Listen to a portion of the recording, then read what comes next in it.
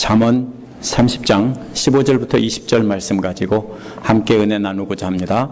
지난주 말씀에서는 하나님의 지혜가 아니라면 세상 어떤 지혜 있는 사람도 다 짐승 같다라고 했습니다. 사람들이 짐승 같은 이유는 다 자신들의 탐욕을 버리지 못하기 때문입니다. 그렇죠? 짐승들 보면은 탐욕 때문에 싸우잖아요. 근데 사람들도 역시 똑같다라는 것입니다. 남을 비방하고 부모를 저주하면서 스스로 깨끗하다고 하는 위선자들이 그 말로 다른 사람들을 죽인다고 했습니다. 따라서 이런 자들이 탐욕을 버리고 먼저 자신의 손을 깨끗하게 해야 된다고 했습니다. 그거 놀라우신 하나님의 지혜의 말씀으로 깨끗이 해서 지혜로운 자가 되어야 한다고 했습니다. 오늘 말씀에서는 이러한 탐욕을 버리라는 말씀이 나옵니다. 그런데 이러한 탐욕은 교만이라는 풍선을 계속 부풀려주는 그런 원동력이 되는 것입니다. 그 중에서 특히 조심해야 될 것은 하나님께서 창조하신 아름다운 사랑을 더럽고 추한 것으로 만들지 말라는 것입니다. 오늘 말씀을 자세히 보면서 우리는 어떻게 해야 탐욕과 교만을 버리고 겸손히 순종하는 삶을 살지 생각해 보도록 하겠습니다. 15절에서 16절에 보면 끊임없는 탐욕을 버리라는 내용이 나옵니다. 이제 15절에 거머리가 나옵니다. 이 거머리는 팔레스타인 지방에 있는 말거머리입니다. 말이 물을 마시러 올 때 그 코나 혀에 붙어서 피를 빤다고 합니다. 근데 이 말거머리에는요, 피를 빠는 빨판이 두 개가 있다고 합니다. 하나는 위에 달려 있고 하나는 밑에 달려 있다고 합니다. 그래서 거머리에게는 달라 하며 보채는 두 딸이 있다라는 것은 진짜 딸을 말하는 게 아니라 입이 두 개가 있다라는 뜻입니다. 이 거머리는 입이 있는 곳에도 있고 또 아래 맨 끝에도 있고 또 있습니다. 이 거머리가 피를 빨 때는요, 이빨을 피부 깊이 고정시키기 때문에 잡아떼면 끊어질지언정 빠지지는 않는다고 합니다. 어릴 때 한국에서도 거머리를 경험해 보셨을 겁니다. 이는 인간의 지독한 탐욕을 비유로 말한 것입니다. 거머리에 위아래에 있는 빨판들이 각각 식욕과 성욕을 비유적으로 표현한 것일 것입니다. 하지만 이 두 가지 탐욕들은 다른 모든 탐욕들을 대표로 예를 든 것입니다. 달라한 그 다음 단계가 무엇입니까? 줬는데도 배부를 줄 모르는 셋이 있다는 겁니다. 거머리는 사실 달라하지만 한 번 피를 빨면 1년에서 2년까지 피를 안 빨고 그냥 생존 가능하답니다. 더 큰 문제는 거머리가 달라 하는 것이 아니라 아무리 먹어도 전혀 배부를 줄 모르는 세 가지가 있다는 겁니다. 배부를 줄 모른다는 말은 먹어도 만족할 줄 모른다는 뜻입니다. 이 세 가지는 아무리 먹어도 표시가 안 난다는 것입니다. 더 심한 거는 만족할 줄 모르는 것 네 가지입니다. 네 번째 것이 또 있다는 뜻입니다. 만족할 줄 모르는다는 말은 그만큼 먹었으니까 이제는 됐다라고 하지 않는다는 것입니다. 이 탐욕스러운 인간의 탐욕은 이렇게 끝이 없다는 겁니다. 거머리가 지독하지만 더 지독한 게 뭐냐? 사람들의 탐욕입니다. 첫 번째로 예를 든 것이 스올의 불이고 네 번째 나온 것이 첫 번째가 스올이고 네 번째가 불입니다. 둘 다 공통점이 있는데요, 없애버리는 것입니다. 스올은 끊임없이 시체를 삼켜버리는데 어떻게 하냐면 태워서 없애는 것입니다. 불도 끊임없이 장작이나 이런 것을 태워서 없애죠. 이 두 가지가 바깥쪽에 있습니다. 첫 번째와 네 번째 스올과 불이 있습니다. 둘 다 하나는 시체를 태워 없애고 하나는 다른 나무나 땔감을 태워 없애는 것입니다. 그 안쪽에 뭐가 있습니까? 아기를 낳지 못하는 태와 물로 갈증을 없앨 수 없는 땅이 나옵니다. 두 가지가 공통점이 있습니다. 바깥에 두 개가 태워 없애는 것이고 안에 두 개는 액체를 계속해서 받아들이는 것입니다. 고대 사회에서 여자가 자녀를 생산하지 못하면 오늘날보다 훨씬 심각한 문제입니다. 왜 그러냐면은 남편이 죽고 나서 여자가 혼자 남았을 때 자식들이 먹여 살려야 되고 오늘날처럼 집사님들처럼 취직할 수가 없는 사회고요. 땅도 없고 아무것도 없습니다. 국어라는 거 아니면은 굶어 죽는 거 빼놓고는 아무것도 없습니다. 그러면 어떻겠습니까? 자식을 낳지 못하면 큰일 나는 겁니다. 거지 되는 겁니다. 그냥. 그렇기 때문에 이 여자는 아이를 못 낳으면 계속 애가 타서 계속 남편을 조르는 것입니다. 계속 달라고 합니다. 아무리 남편을 받아들여도 아무 열매가 없은데 시간이 가면 갈수록 5년, 10년, 15년 지나면 어떻게 될까요? 포기할까요? 포기 안 하죠. 끝까지 매달리면서 더 달라고 한다는 것입니다. 사막도 마찬가지입니다. 메마른 사막도 물을 아무리 부어도 물이 그냥 쫙 밑으로 빠져버리고 지하로 들어가 버리고 남지 않는다는 것입니다. 그만하면 되었다고 말할 줄 모른다는 것입니다. 그래서 두 가지는 태워 없애는 것이고 두 가지는 물을 빨아들여서 없애는 것입니다. 이게 뭘 나타내요? 탐욕스러운 악인들의 탐욕을 비유적으로 말한 것입니다. 악인들은 거머리처럼 계속 달라고 하고 스올과 불과 악이 문나는 태처럼 계속 끊임없이 탐욕을 채워도 계속 달라는 겁니다. 네 번째 것이 뭐냐면 바로 불인데요. 불처럼 그만하면 되었다라고 할 줄 모른다는 겁니다. 불은 계속 집어넣어도 계속 타죠. 인간의 탐욕은 이와 같다는 것입니다. 길거리도 노숙할 때는 어떻게 합니까? 텐트 하나만 있는 사람도 부러워하겠죠. 텐트만이라도 있으면 비례도 안 맞을 텐데. 텐트를 갖게 되면 뭐라고 생각합니까? 단칸방이라도 있으면 좋겠다라고 생각합니다. 단칸방이 생기면 최소한 방이 3개 정도는 있고 욕실은 2개는 있어야 되겠다. 욕실 하나에서 줄 서니까 참 불편하다. 이렇게 되겠죠? 그런 집이 생기면 그 다음에 뭡니까? 더 큰 집.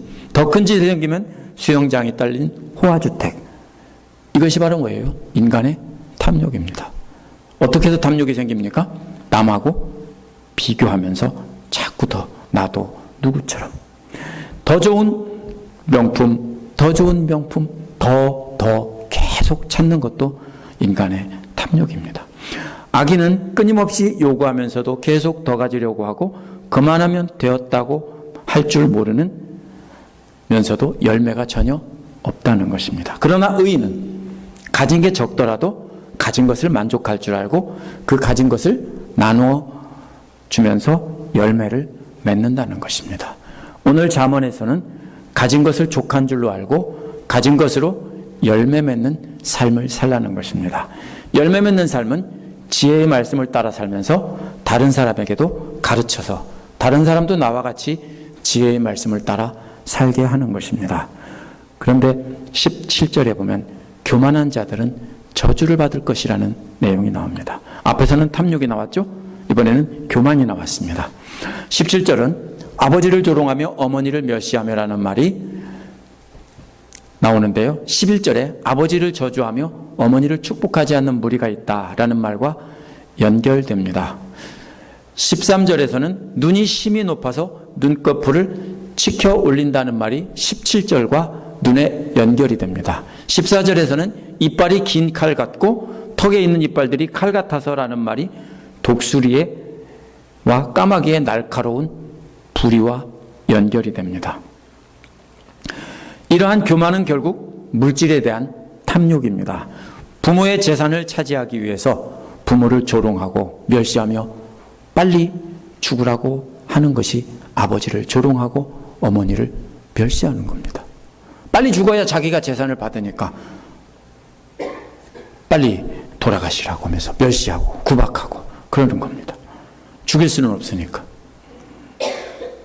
그래서 11절에서 14절은 교만한 자를 말한 다음에 15절에서 16절은 탐욕스러운 사람을 말하고 다시 17절은 교만을 말하고 있는 것입니다. 결국 앞뒤가 뭡니까? 교만이고 그 한가운데 중심은 탐욕입니다. 샌드위치와 같죠? 앞뒤에 있는 빵을 벗겨내면 가운데가 햄이 나옵니다. 그 안에 탐욕이 자리 잡고 있습니다. 교만의 중심에는 뭐가 있다고요? 탐욕이 있다는 것입니다. 그런데 이걸 샌드위치로 비유하려다 가만히 생각해 보니까 그게 아니에요. 왜냐하면 이 껍질인 교만인데 그 알맹이는 탐욕이거든요. 이 탐욕이라는 알맹이를 빼버리면 껍질은 저절로 죽어버리는 겁니다. 교만은. 마치 뭐와 같으면 가만히 생각해 보니까 이거예요. 인플레터블 튜브맨이라는 거 있죠. 광고하는 커다란 풍선 들어있는 풍선 인형 있잖아요. 출렁출렁 춤추는 거 있죠. 그러면 그 밑에 뭐가 들어있어요? 컴프레서가 들어있어요. 에어 컴프레서가 있어서 공기를 계속 뿜어대는데, 그러면은 그게 꽉 차지만 또 바람이 세면 또 출렁 내려왔다, 또 꽉 찼다가 내려왔다, 계속 춤을 춥니다. 보통은 한 12피트 되고요. 긴 거는 20피트짜리도 있더라고요. 그런데 문제는 뭡니까? 이 풍선 인형이 너무 높다고 끈으로 매서 잡아당겨서 땅바닥에 대배해놓으면 가만히 있습니까? 놓기만 하면 도로 톡 튀어 올라갑니다.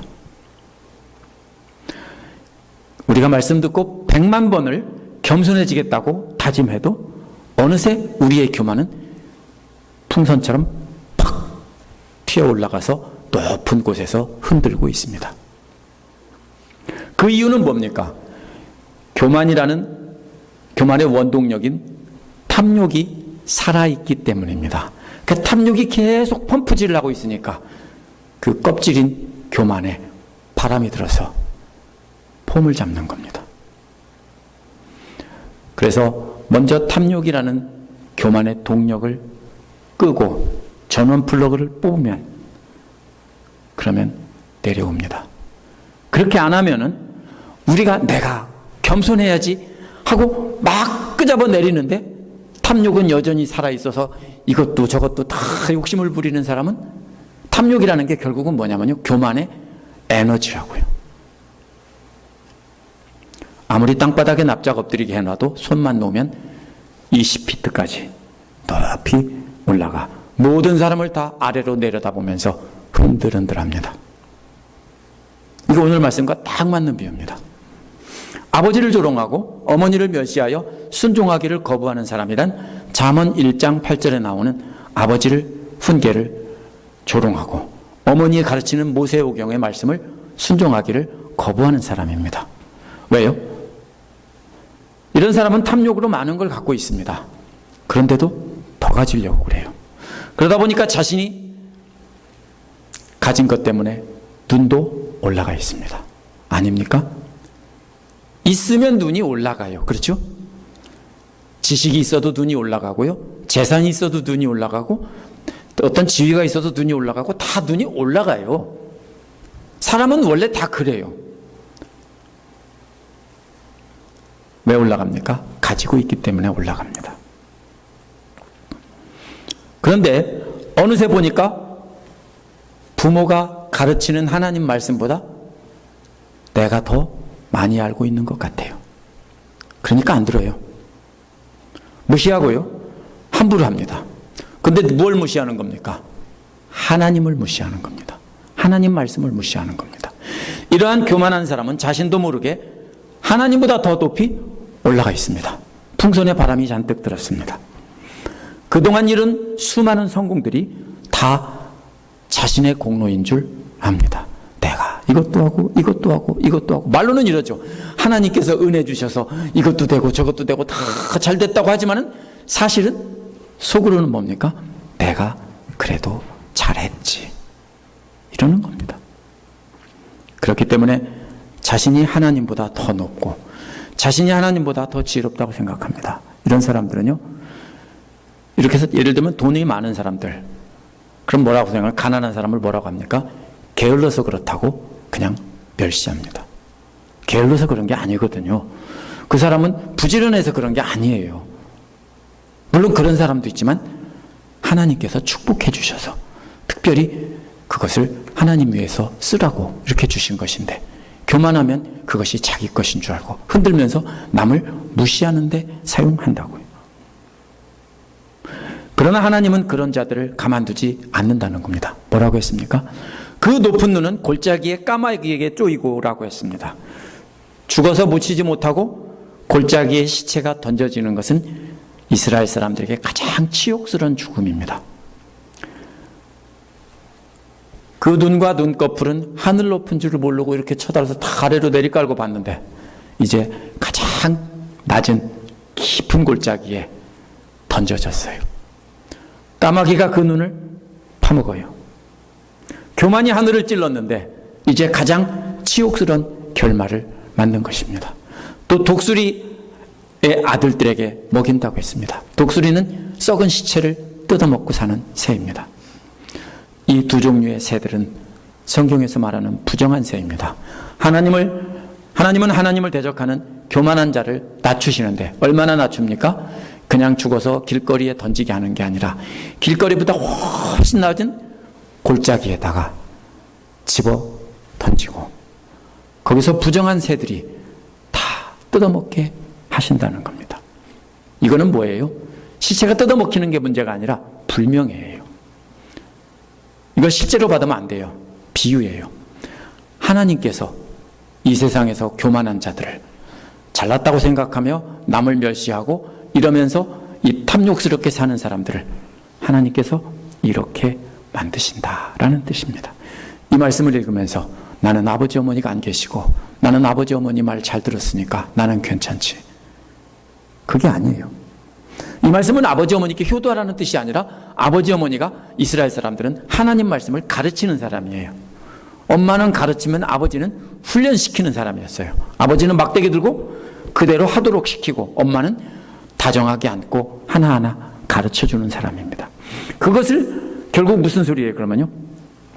오늘날은 아버지 엄마가 가르치기보다는 교회에서 가르치고 또 목회자가 가르치고 그런다면 결국 누가 가르쳐주든지 하나님 말씀을 가르치는 사람이 바로 여기서 아버지와 어머니라는 거예요.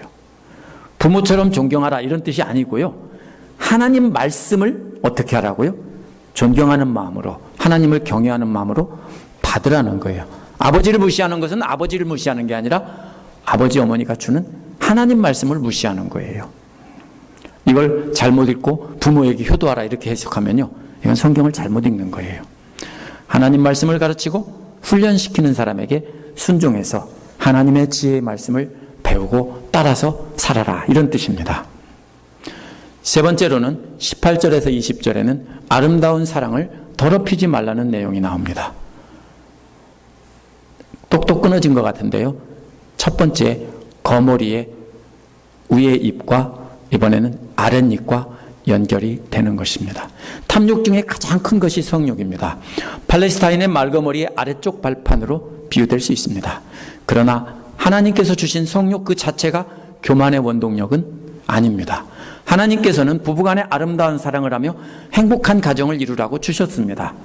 그래서 아가서도 주신 거고요. 그러한 행복한 가정이 거룩한 하나님 나라의 작은 세포 단위입니다.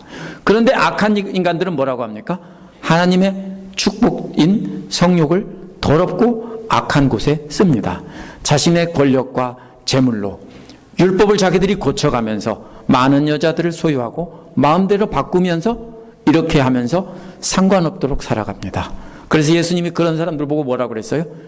간음하는 사람들이라고 회칠한 무덤이라고 이렇게 책망을 하신 겁니다.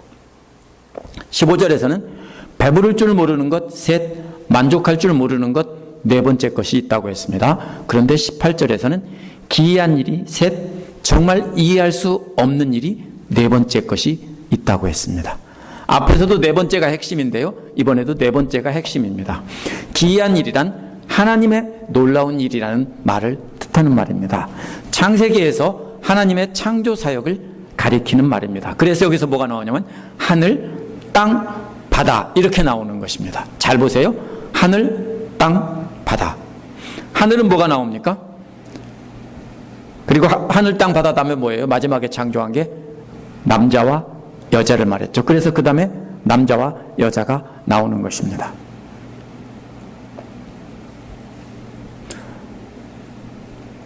(19절의) 독수리는 팔레스타인에서 가장 큰 새입니다. 그렇게 큰 새가 하늘을 날아가는데 하늘에 아무런 흔적도 남지 않는다는 것입니다.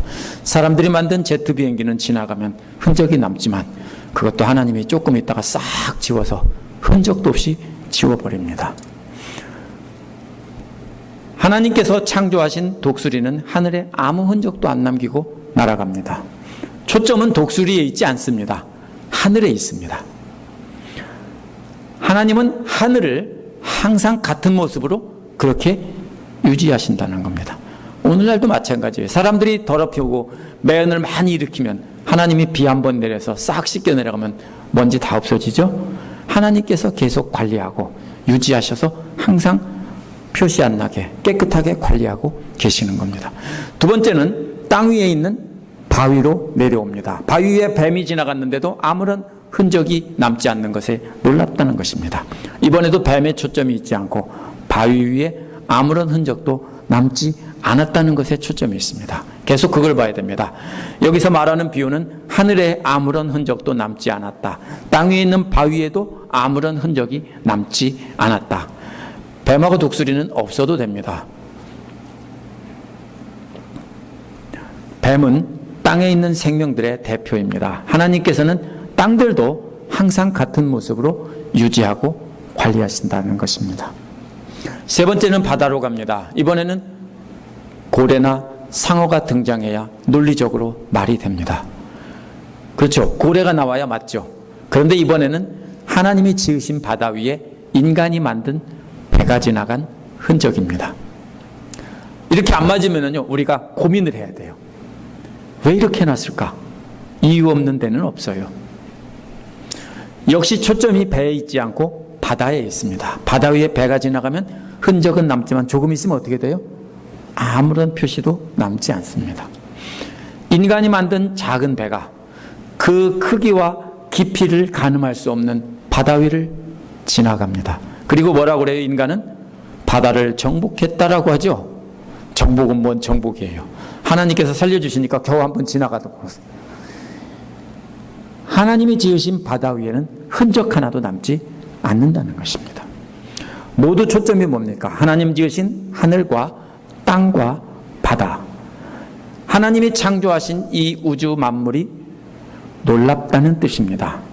동물들이 지나가고 배가 지나가고 새가 날아가도 전혀 흠집조차 안 생기고 영원히 그 모습 그대로 존재한다는 것이 놀랍다는 찬양입니다.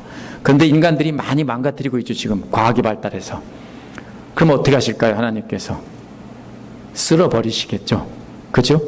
그래서라도 다시 원래대로 되돌려 놓으시겠죠. 세 번째 물고기가 등장하지 않고 사람이 만든 배가 등장한 것은 그 다음에 나오는 여자와 연결시키기 위한 것입니다. 남자가 배를 만들죠. 배가 어디서 나왔어요? 남자에게서 나왔어요. 이해되세요? 배라는 말은 히브리어나 그리스어나 영어나 다 여성 명사예요. 여성이에요. 배에다가 남자 이름 붙이는 법은 없어요. 다 여자 이름을 붙이는 거고 여성이에요. 배는요. 하나님께서 남자의 갈비뼈를 빼서 여자를 만들어서 남자에게 주셨어요.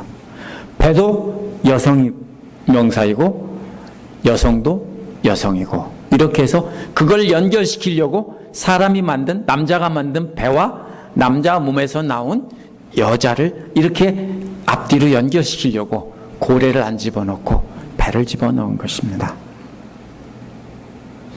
앞에 놀라운 세 가지는 네 번째 것을 말하기 위한 것입니다. 여자라는 말은 히브리어로 어린 처녀, 우리나라로 말하면 수처녀, 16살 수처녀 이런 말입니다. 성관계를 한 번도 갖지 않은 처녀가 첫날 밤에 남자와 함께하였던 자취라는 뜻입니다. 그 자취는 남지 않는다는 것입니다. 그러나 이것은 부정적인 뜻이 아니에요. 이거 오해하시면 안 돼요.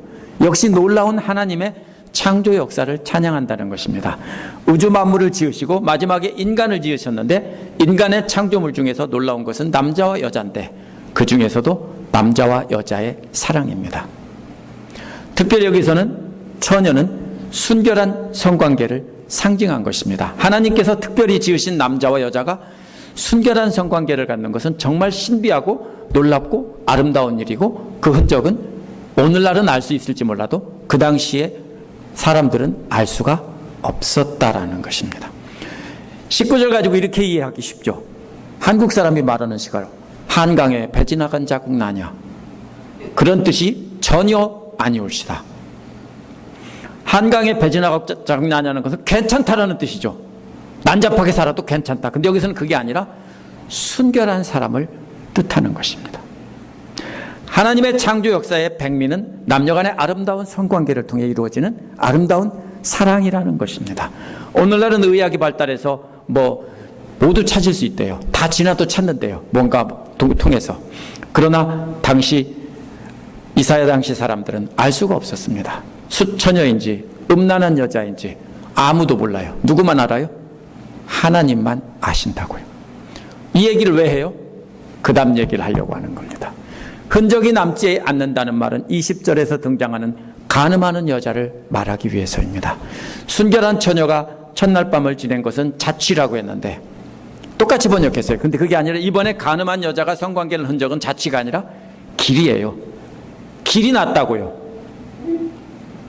길 났다고 아예요. 근데도 뭐라고 그래요? 수많은 남자들이 다녀갔기 때문에 아예 길이 났다고요. 그런데도 간음한 여자가 음식을 먹고 입을 싹 쓰시며 나는 아무 악한 일도 하지 않았다는 것입니다. 앞에서 흔적이 남지 않는 기이한 것입니다. 아무 표시 안 납니다. 그런데 음식을 먹는다는 것은 실제 음식 먹는 게 아니라 성관계를 비유적으로, 은유적으로 이렇게 표현한 것입니다. 배고프면 음식을 탐하듯 여러 남자들과 밥 먹듯 성관계를 하고서 그 입을 싹 씻으면 아무 흔적도 남지 않는다는 것입니다. 그러면 이게 뭐예요? 하나님이 창조하신 아름다운 성관계를 더럽고 추한 관계로 만들었다고요. 그게 뭐예요? 탐욕이에요. 이것도요. 가족관계를 파괴하고 사회를 파괴하는 더러운 성관계입니다. 단순히 이것이 부정한 성관계만 안 하면 된다는 뜻이 아닙니다. 하나님의 지혜의 말씀을 배우고 훈련받은 사람이 자기 탐욕대로 하고 싶은 대로 하는 것의 대표로 가장 손쉬운, 이해하기 쉬운 성관계를 예로 든 것입니다. 핵심은 뭡니까? 몰래 자기 하고 싶은 대로 해놓고 사람들은 아무도 모른다는 거예요. 그런데 누구는 아신다고요? 하나님은 아신다는 거예요. 그 말을 하기 위해서 지금 표시 안 난다는 걸 얘기한 겁니다. 하나님의 지혜의 말씀을 멸시하고 말초적이고 동물적인 탐욕을 따라 사는 사람은 예나 지금이나 똑같이 부정한 성관계로 하나님을 대적하고 멸시합니다. 사람들을 눈을 속이고 탐욕을 따라 더러운 일을 하고도 안 했다고 시치미를 뗍니다. 그러면 뭡니까? 우리는 하나님께서 짝지어 주신 관계 안에서 아름다운 사랑을 나누며 그 사랑을 만드신 하나님을 찬양하며 살아야 한다는 것입니다. 항상 하나님께서 내 모든 행위를 다 보고 계신다는 것을 알고 인정한다면 절대로 입 씻을 수가 없다는 것입니다. 무슨 얘기예요? 지금까지 얘기가? 교만이 뭐예요? 하나님을 인정하지 않는 것이고 겸손은 하나님을 인정하는 것입니다. 탐욕을 버리라는 게 뭐예요? 그게 하나님 뜻이에요. 나만 잘 살면 돼요? 아니에요. 그러면 가난하게 다 퍼주라는 뜻이에요? 그게 아니에요. 하나님 주신 것으로 하나님 뜻에 맞게 사용하면서 내 욕심을 내려놓으라는 것입니다. 오늘 말씀에서는 끊임없는 인간의 탐욕 3가지로 비유합니다. 스올과 아이를 낳지 못하는 태와 물을 머금고 있지 못하는 사막입니다. 3가지는 다 태워 끊임없이 삼켜버리는, 다 태워 없애버리는 불과 같고 끊임없이 삼켜버리는 그런 것을, 물을 삼켜버리는 그런 것과 같은 것입니다. 결국은 뭘 말하려는 거냐면 불처럼 다 태워서 흔적도 안 남기고 다 없애버린다. 그렇죠? 불을 계속 태우면요 하얀 재도 안 남고 나중에 다 날아가 버려요. 이러한 인간의 탐욕은 끊임없이 삼키는 불처럼 다 태워서 멸망하게 한다는 것입니다. 우리는 뭔 줄 알아요? 그게요? 잘 사는 건 줄 알아요.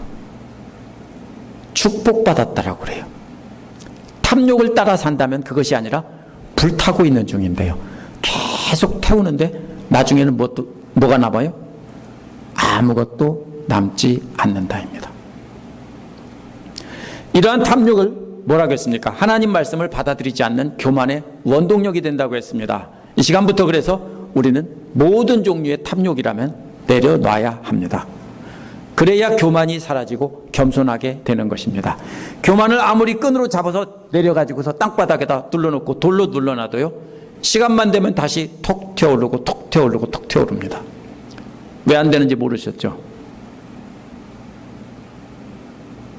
내가 아직도 탐욕을 갖고 있기 때문에 그래요.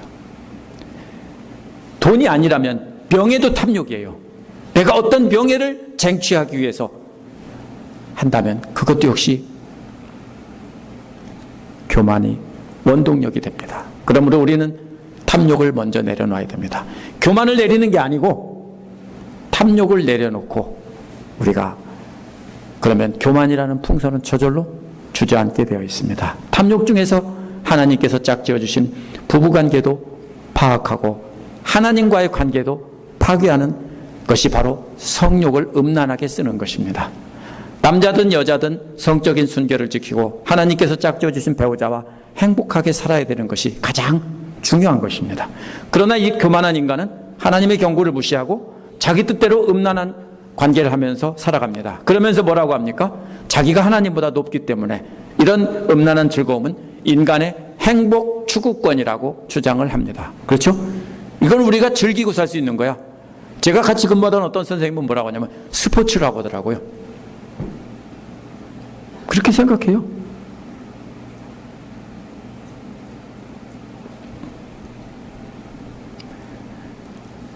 뿐만 아니라 뭐예요? 사람들이 알지 못한다고 사람들 몰래 옳지 못한 것을 숨기고 안 한 척하고 거룩한 척하는 거 모든 게 다시 그것이 다 하나님께서 하지 말라는 거 하는 거 모두가 다 마음속으로 짓는 죄까지 다 뭐예요? 탐욕이라고요. 그게 바로 뭐예요? 하나님을 대적하는 것이고 교만의 최고봉입니다. 우리의 교만을 땅으로 내려오게 하기 위해서는 우리가 탐욕을 내려놔야 합니다. 우리의 모든 욕구를 다 버리라는 것이 아닙니다. 하나님께서 허락하신 것에 감사하고 기뻐하며 그 이상 욕심을 부리지 말라는 것입니다. 우리에게 허락하신 재물에 감사하고 그 이상 더 가지려고 하면 그것은 탐욕이고 죄악의 시작입니다. 하나님께서 허락하신 지위에 만족하고 더 높아지려고 한다면 그것은 바로 하나님을 밟고 올라서는 시작입니다. 하나님께서 짝지어 주신 배우자에 만족하지 못하고 다른 사람에게 만족을 얻으려고 하면 역시 하나님 밟고 올라서는 것입니다. 우리의 탐욕이 살아있는 한은 우리는 절대로 겸손해질 수 없습니다. 함께 기도하겠습니다.